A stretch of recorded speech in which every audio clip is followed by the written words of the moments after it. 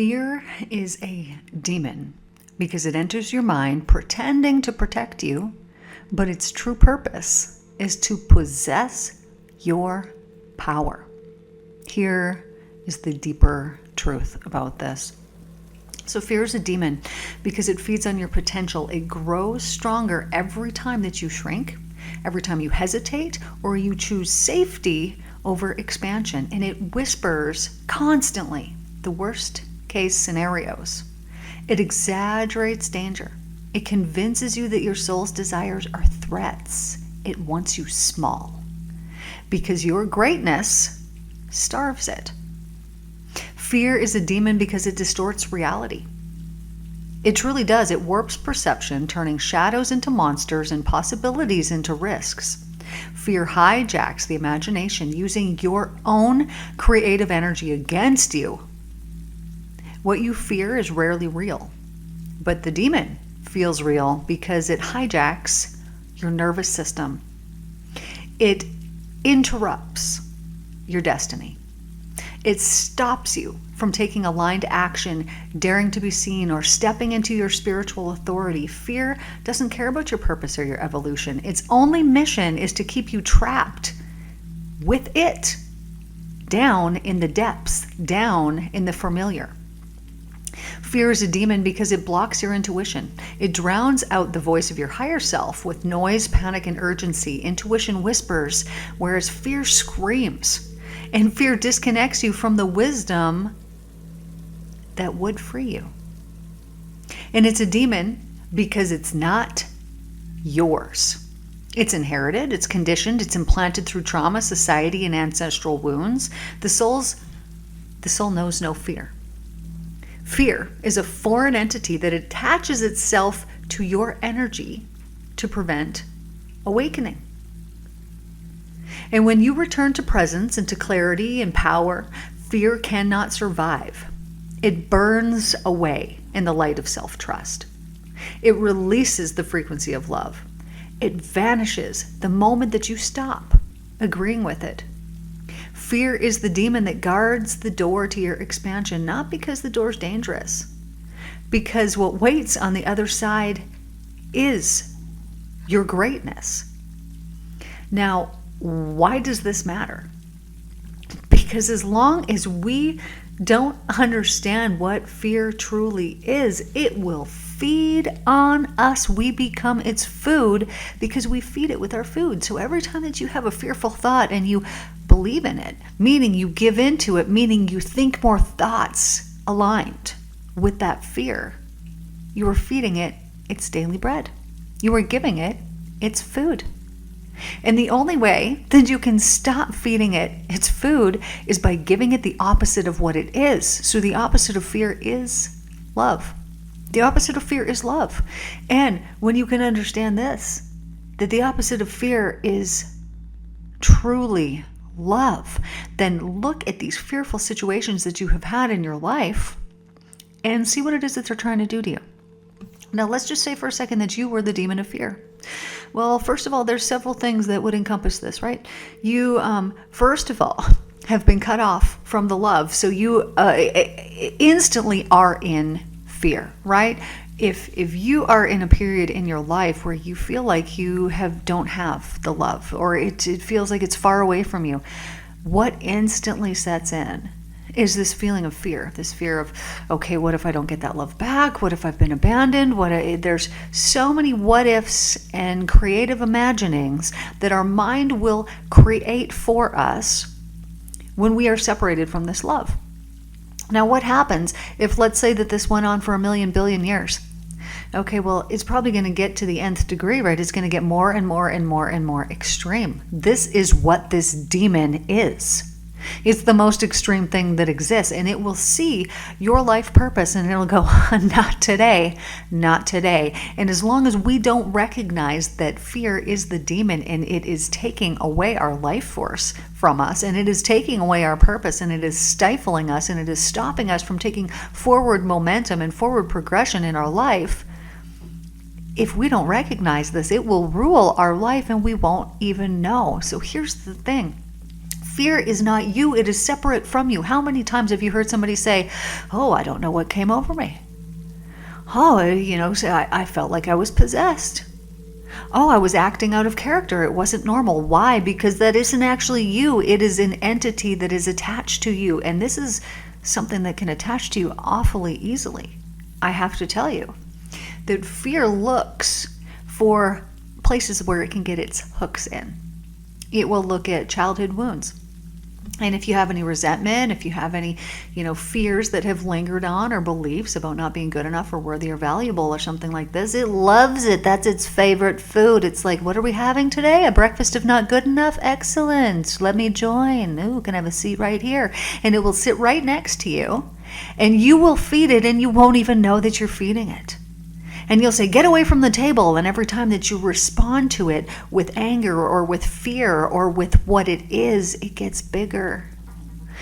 I had somebody come to me a long time ago, and they believed that they were possessed. Very well, it might have been.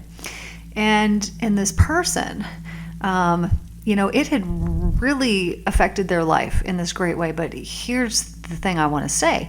This was several years ago, and I was not at the spiritual level that I am at now, so I was afraid when they came. And I knew that we had released it from this person, and so I thought, well, no, what if it is attached to me? What if this has happened? And when I left there, man, I felt screwy. I felt completely off. I felt like something was very, very wrong with me. And it was very obvious. Something was wrong with me. I've never felt like this in my life before. I go home and I'm kind of concerned, and I'm sitting there and I'm feeling like even my heart is going fast. And I'm like, what is happening here? And my dog sees that I'm in distress and comes and sits up next to me and pushes himself into me. And he sat there for probably 45 minutes as I'm kind of meditating and trying to work through this energy that I was experiencing at the time. And now at the time, I didn't realize it was my fear that was allowing this fear, this demonic entity, to attach itself to me, because I was in proximity and I was of equal vibration to it, right? If I am based in fear and this demon is based in fear, it doesn't have to adjust in any way, shape, or form to attach to me. It just gets to slide right in like a key. And it wasn't until after this fact that now I would laugh about that. If a demon tried to come in this room, I would just laugh in its face and say, you have no place here. There is nowhere for you. You can't even be here. Thanks though. Thanks for showing up. That's cute of you. But I'm in a completely different place than I was back then, because I was still operating out of a fear base of, oh, this outside thing could do something to me, when in fact it could not, but it actually could, because I believed that it could, and because I was resonating in those fear-based energies. So why does this matter? Because when we can look at this fear as not us, but as something outside of us, something that has attached itself to us, when we can see this, that we can see that it is not indeed actually us, but it is something that has attached itself to us, we're going to stop feeding it its food, and we're going to think about it, and we're going to respond to it a whole lot differently. If a fearful thought comes up and you are very aware that this is spiritual warfare that is going on, you are going to look at that fear and you're going to analyze it, and you're going to say, okay, what are you doing here? And you're going to have a conversation with it, rather than dive into it, feel the feeling, and have it stifle and stop you like it wants to. Have it stop you from doing what it is that you want to do. Fear is a parasitic entity that feeds on life force. Fear doesn't just exist inside of you. It attaches to your field, it drains your light, and it weakens your spiritual authority. And it behaves exactly like a lower realm entity would. It latches on when you're vulnerable. It drains your frequency. It expands when you pay attention to it. It contracts your aura. It blocks your intuition, and it keeps you looping in the same patterns. Fear is an intelligence from the lower astral. Fear is not just a feeling, it's a consciousness form, a low frequency intelligence that exists in the astral plane. So when you feel fear, you're encountering the vibration of that entity. And when you believe fear, you're submitting to it. And when you act from fear, you're following its instructions. This is why fear feels like something outside you took command of your mind, because it actually did. It doesn't just speak through you, it speaks as you. This is the demonic part. It imitates your intuition, it imitates your logic, it imitates your inner voice. It is a hijacking of your consciousness. Like I said earlier, this is why people would say, like, I don't know what got into me. Something took over me. I wasn't myself. And it's because they actually weren't. Fear is the gatekeeper that tries to stop your spiritual evolution. Every initiation, every up level comes with a fear test. Not because you're weak, but because fear is trying to keep you in the dimension where it has power. And when you rise in frequency, it dies. And so it resists this. This is why breakthroughs are always preceded by panic or doubt or spirals or inner chaos. The demon is literally fighting for survival. Fear manipulates your timelines. It collapses quantum possibilities. It locks you into a timeline that is aligned with its vibration, not with yours. This is why fear-based decisions always lead to regret. You stepped into the demon's timeline, not your soul's. It feeds on unhealed wounds. Fear has no doorway unless there's a wound that it can hook into. So things like childhood wounds, abandonment or rejection, betrayal or humiliation, these are portals where fear enters. So healing your wounds literally closes the demon's access point. This is why your work to heal is so powerful, because you then remove the places where it can attach. And if there's nowhere for it to attach, it just simply can't. Now we know fear is the opposite of divine truth, because fear exists only in the absence of God, only in the absence of light, only in the absence of alignment. Anywhere that fear rules, divinity is dimmed. And that is exactly what demonic energies attempt to do. They attempt to block the light so that the soul cannot remember its power. If you believe that you're weak, if you believe that these things that these demons are telling you, it will and has stolen away the power that you are meant to have, and it is feeding off of your own power. Now, however, when you call fear by its real name, it loses power. So the moment that you stop treating fear as an emotion and you start treating it as an entity, you have authority over it. And the entire dynamic changes, because you no longer are going to negotiate with it. You just cast it out. You override it. You exercise it by stepping fully into truth, because fear hates awareness. It hates sovereignty. It hates embodiment. Fear hates love, because all of these dissolve it instantly.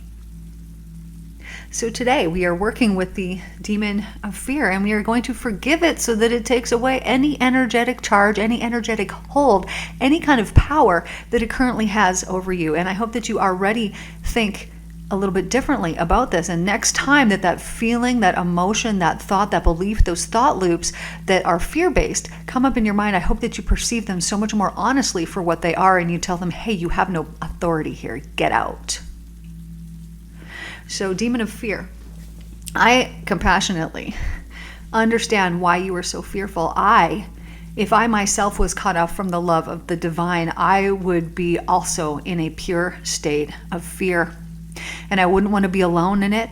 And I would therefore project it onto other people and try to get them entrapped in that same vibration that I was at as well, which is so low.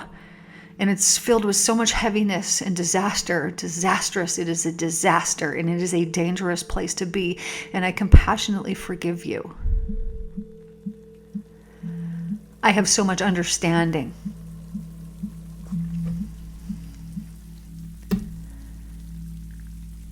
Not only do I forgive you, and not only do I have understanding, but I no longer feed you your food. I feed you love. And I feed you compassion, and I wish that maybe someday something will shift and something will change spiritually and energetically, and you will no longer have to suffer in fear either. I forgive you for what you're doing. I forgive you for what you've done. And I'm thankful.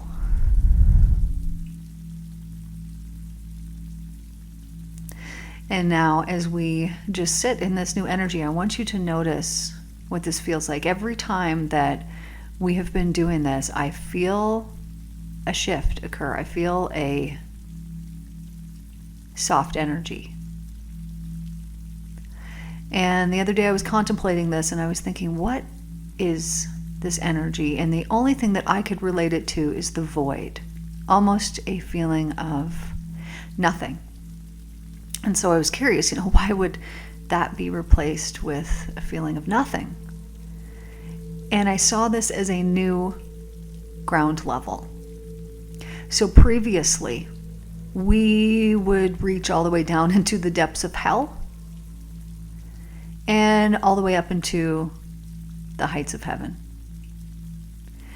And now I feel this as we're not going down so far anymore. We've learned we don't need that. We only needed it for learning and for lesson and for understanding.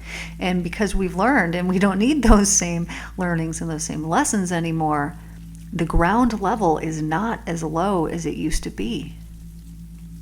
And we can say something like a void, but what this void is an empty space where our creative possibilities, our imagination can be used, and it can be endless what we can put here. So in this space of the void, I am putting a beautiful rainbow of color, that the entire place is filled with a rainbow of color, with happy balloons, with lightness, with little happy, joyful people, so much happiness and laughter and fun. And as we replace and let go of this old way, because we've developed a new understanding around it, and so we are just doing better and better and better every day. We're just doing better every day. As we gain this new level of understanding, let our joy be the joy of others, and let the joy of others be our joy. And let us continue to spread an era of peace and love on this earth and on this planet, so we can truly bring heaven into earthly form. This is what I have for you guys here today. Thank you guys so much for tuning in. My name is Michelle Sinclair. This is the Real Healing Institute. I created a childhood wound quiz that will be linked down below. This can help you to know if there are any fear-based energies that could still be attached to you. I love you guys. Take care, and I will see you in the next one.